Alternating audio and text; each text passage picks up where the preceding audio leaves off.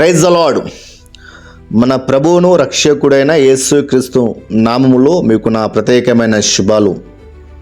ఈరోజు మన radio podcast ద్వారా గొప్ప మిషనరీ జీవితాన్ని ధ్యానించబోతున్నాము.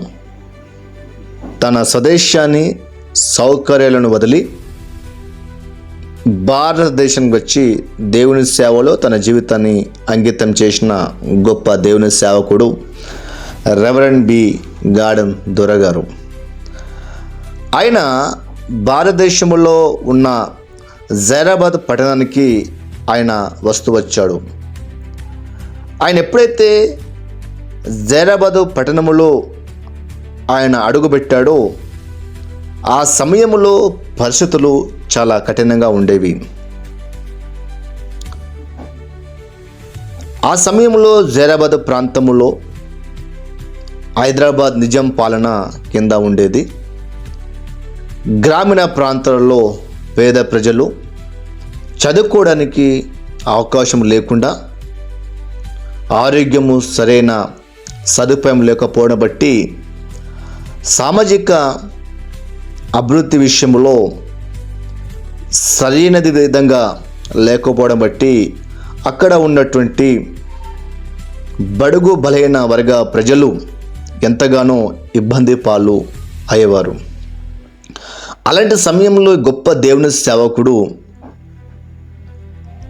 జైరాబాద్ పట్టణంలో అడుగుపెట్టి ఏదో విధంగా వారికి దేవుని సువార్త ప్రకటించాలని ఆశ కలిగి ఆయన ప్రతిరోజు ఆయన సువార్త ప్రకటించుకుంటూ వెళ్ళిపోయేవాడు. ఆయన సువార్త ఎలా ప్రకటించుకుంటూ వెళ్ళిపోయేవాడు అంటే, ఉదయం మొదలుకొని రాత్రి 9 గంటల వరకు ఆయన సువార్త బోధించేవాడు. ఆయన ఏ విధంగా సువార్త బోధించేవాడు అంటే, అప్పట్లో బడుగు బలైన ప్రజలు ఉదయకాలం ముందు ఒక గుంపుగా కూడుకొని ఉన్నప్పుడు ఈయన వారి మధ్యలో నిలిచి వాక్యం చెప్పేవాడు. యేసుక్రీస్తు గురించి వాళ్ళకి వివరించేవాడు. ఆ సమయంలో చాలా విషయాలు తనకు అర్థమైంది. ఈ ప్రజలకి సరైన ఆహారము లేదని, ఈ ప్రజలకి సరైన వస్త్రధారణ లేదని, ఈ ప్రజలకి సరైన విలువ సొసైటీలో లేదని ఆయన గ్రహించాడు. అందును బట్టి ఆయన ప్రతిరోజు జైరాబాద్ పట్టణంలో గ్రామాలలో ఉన్న ప్రజల కొరకు ఆయన కన్నీరు కారుస్తూ ఏడ్చేవాడు. ప్రభువా, ఈ పట్టణాన్ని మార్చుము తండ్రి, ఈ పట్టణాన్ని దీవించు అని ప్రతిరోజు ఏడ్చేవాడు. అలాగా కొన్నిసార్లు ఆయన నడుచుకుంటూ సువార్త చేసేవాడు.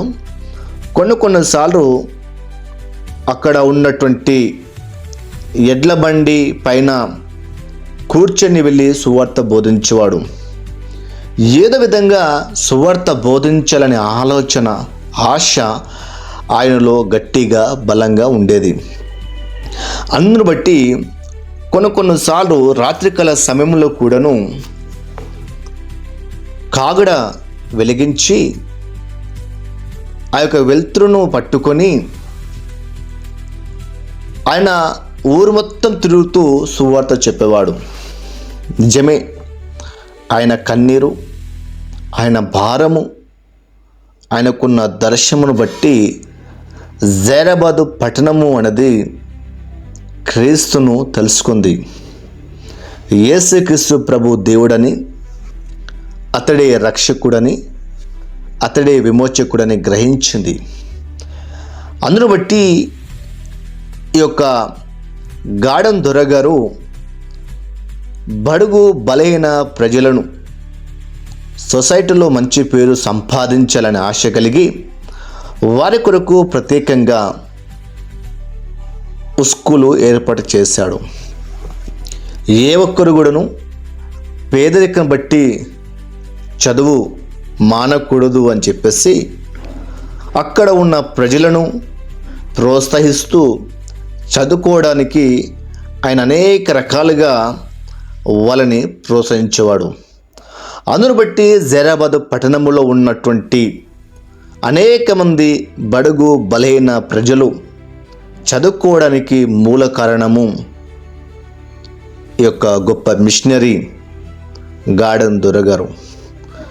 ఆయన అక్కడ స్కూల్ స్థాపిస్తూ వచ్చాడు. అదేవిధంగా బీదల పట్ల కనికరపడి వాళ్ళకి మంచి సదుపాయము అనగా అనారోగ్యంతో ఉన్నవారికి ఆరోగ్యము అందించే విధంగా అక్కడ వారికి కొన్ని మెడిసిన్స్ అందించేవాడిగా ఉంటున్నాడు.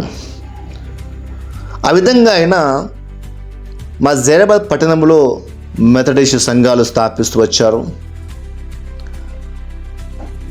అక్కడ మనం చూస్తున్నప్పుడు జైరాబాదు పట్టణంలో అనగా జైరాబాదు పట్టణము చుట్టూ ఉన్న ప్రతి గ్రామములో కూడా మెథడిస్ట్ సంఘము కనబడడం మనం చూస్తుంటాము. అంటే సేవకుడు ఈ ప్రజలు దేవుని గురించి తెలుసుకోవాలి, అదేవిధంగా సొసైటీలో మంచి పేరు సంపాదించుకోవాలని ఆశ కలిగి వారిని క్రీస్తు వైపు నడిపిస్తూనే సొసైటీ ముందు వారికి మంచి పేరు ఉండాలని ఆయన చదువును ఉచితంగా అందించాడు. అదేవిధంగా పేద పిల్లలకి అనేక రకాలుగా ఆయన సాయం చేస్తూ వచ్చాడు. నిజమే, ఆయన చేసిన పరిచర్య బహు గొప్పది. ఈరోజు ఆయన స్థాపించిన స్కూల్లో నుంచి గొప్ప గొప్ప చదువులు చదివి ఇప్పుడు ఉన్నతమైన స్థితిలో ఉన్నారు. దానికి గల కారణము గార్డెన్ దొరగారు. ఆయన నుంచి మనం కొన్ని నేర్చుకుందాం.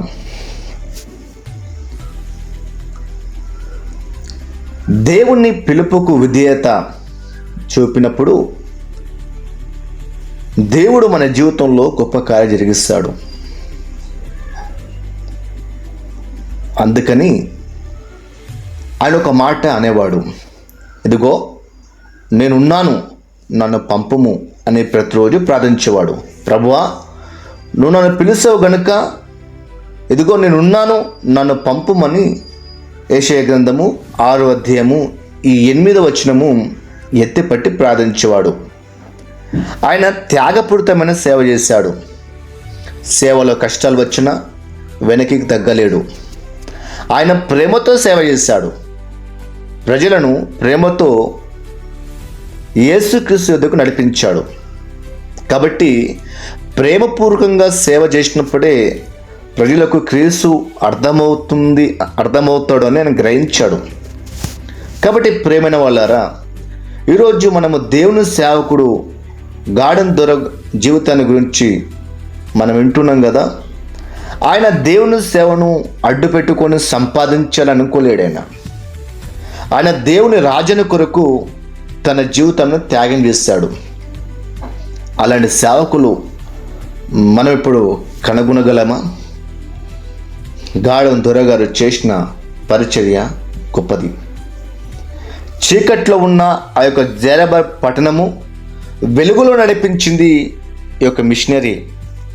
ఆయన ప్రార్థన జీవితము, త్యాగంతో కూడుకున్నటువంటి ఆయన పరిచర్య, ఏది ఆశించకుండా ప్రజలకు మేలు చేయాలని ఆలోచన, ఏదో విధంగా క్రీస్తును పరిచయం చేయాలని ఆలోచన ఆయనను ఎంతగానో ముందుకు నడిపించింది.